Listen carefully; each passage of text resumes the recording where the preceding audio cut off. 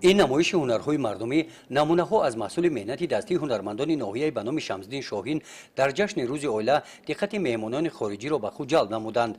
با اشتراک معاون وزیر عدلیه جمهوری تاجیکستان و مهمانان از دولت‌های شویتزاریا، نمایندگی سازمان ملل متحد در تاجیکستان با هنر والای زنان تاجیک در بخش سوزنی‌دوزی، چکن و تاقی‌دوزی و دیگر هنرهای از نیاگان میراث مانده‌اند از نزدیک شناس گردیده به هنر آنها احسان خواندند.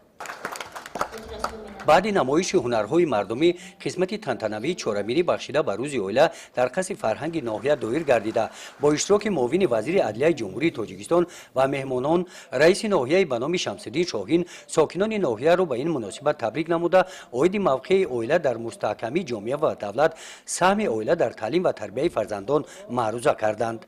در همایش همچنین معاون وزیر عدلیه جمهوری تاجیکستان و مهمانان در ستایش روز اویلا عید معرفت حقوقی، برابر حقوقی مردان و زنان، معلومات‌ناکی زنان، کسب آموزی آنها و پیشگیری ظهورات‌های نامطلوب زورآوری نسبت به اعضایان اویلا برآمدهای پرمضمون نمودند. بعد برآمدهای رسمی در همین محیط ایدانه با اشتراک مهمانان از نام بخشی ثبت اسناد حالت شهروندی در ناحیه به نام شمس‌الدین شاهین با 10 جفت نوخانه‌داران شهادتنامه عقد نکاح سپارده شد. در این همایش همچنین با مقصد پهن نمودن تجربه حیات اویلاهای خوشبخت نمونه برای جوانان با 10 جفت اویلاهای نمونوی ناحیه تحفه‌های خاطروی تقدیم کرده شدند.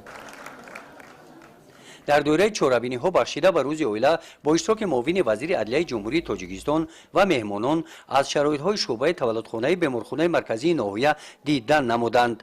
آنها شهادتنامه های 10 نفر کودکان نوزاد را با مکافات های تأسیس نموده مقامات اجرایی حاکمیت دولتی ناحیه و ثبت اسناد حالت شهروندی در ناحیه به مادران آنها رسانیدند.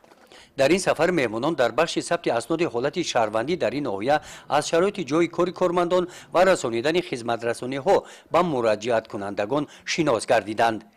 تنتنه‌های ایدانه بخشیده به روز اویلا در ناحیه به نام شمس‌الدین شاهین با برنامه کنسرتی انسمبل دولتی فلک جنببست گردید. گزارش خواجه نظریف خدای نظر ظهروف از ناحیه به نام شمس‌الدین شاهین برای برنامه اطلاعاتی نوید.